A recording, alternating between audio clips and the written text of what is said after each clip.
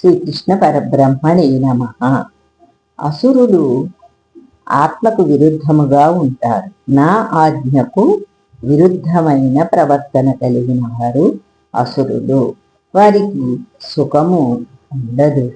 వారు నరకమునకే పోవుదరని క్రిందటి భాగంలో మనం తెలుసుకున్నాము. ఇక ప్రస్తుతము శాస్త్రోక్తముగా చేయు యజ్ఞ యాగములు కూడా గుణ సంబంధము వలన భిన్నములని, సత్వాది గుణ వృద్ధికి ఆహారమే ప్రధానమని కావున ఆహారము అందుండు 3 వేదములను తొలుత చెప్పుచున్నారు. వేదములందు మనస్సు అన్నమయమని, ఆహార శుద్ధి వలననే అంతఃకరణ శుద్ధి కలుగునని అన్నము యొక్క ప్రత్యేకత చెప్పబడినది. ఆహారస్వపి సర్వస్య త్రివిధో భవతి ప్రియః యజ్ఞస్తపస్తథా దానం తేషాం వేదమిమం శృణు. ప్రాణులు భుజించు ఆహారము కూడా 3 విధములుగా ఉండును. అట్లే యజ్ఞము, తపస్సు, దానము భిన్నములుగానే ఉన్నవి. ఆ భేదమును నీవు వినుము. సత్వము మొదలైన 3 గుణములను అనుసరించి సమస్త ప్రాణులు తీసుకుని ఆహారము కూడా 3 విధములుగా ఇష్టమై ఉండును. అట్లే యజ్ఞము, తపస్సు, దానము 3 విధములుగా ఉండును. ఇట్లు సత్వాది గుణముల వలన భిన్నమైన ఆహార, యజ్ఞ, తపో దానములను వివరించుచున్నాను వినుము.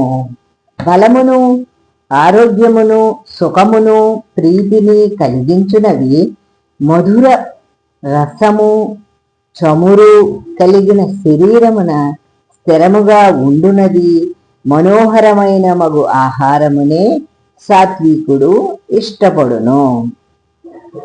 సత్వగుణమున్న వానికి సాత్వికమైన ఆహారము ఇష్టమగును. సాత్వికమైన ఆహారము ఆయుస్సును పెంచును, సత్వమును పెంచును. సత్వమనగా అంతఃకరణము. అంతఃకరణ కార్యమైన జ్ఞానమును ఇక్కడ సత్వ శబ్దముచే పేర్కొనుచున్నారు. సత్వము వలన జ్ఞానము కలుగునని ఇంతకు ముందే చెప్పినందువలన సత్వము జ్ఞాన వృద్ధి కలిగించుచున్నది. అట్లే సాత్వికమైన ఆహారము కూడా జ్ఞానమును పెంపొందించును. సాత్వికాహారము బలమును, ఆరోగ్యమును, సుఖమును, ప్రీతిని కలిగించుచున్నది. ఆహారము జీర్ణమగునప్పుడు సుఖమును కలిగించుచున్నది. అట్లే ప్రీతిపూర్వక కర్మలను చేయించుచు ప్రీతిని కూడా పెంచును. రస్యములనగా మధుర రసము కలది. నూనె, నేయి వంటి వాటితో చేయబడినది. స్నిగ్ధములు శరీరమున స్థిరముగా ఉండును. హృద్యములనగా చూపుకు ఇంపుగా ఉండును. ఇటువంటి సాత్వికాహారములే సాత్వికునకు ఇష్టము. చేదుగా, పుల్లగా, ఉప్పుగా, మిక్కిలి వేడిగా, మిక్కిలి కారముగా, శోషము, తాపము కలుగచేయు ఆహారములు దుఃఖమును, శోకమును, రోగమును కలిగించును. అట్టి ఆహారములు రాజసునకు ఇష్టమైనది. చేదుగా ఉండునది, పుల్లగా ఉండునది, మిక్కిలి ఉప్పుగా ఉండునది, మిక్కిలి వేడైనది, మిక్కిలి కారముగా ఉండునది. శోషమును, తాపమును కలిగించు ఆహార పదార్థములు శరీరమునకు కీడు చేయును. అట్టి ఆహారములు రాజసునకు ఇష్టమైనవి. దుఃఖమును, శోకమును, రోగమును కలిగించునవి రజోగుణమును పెంచును.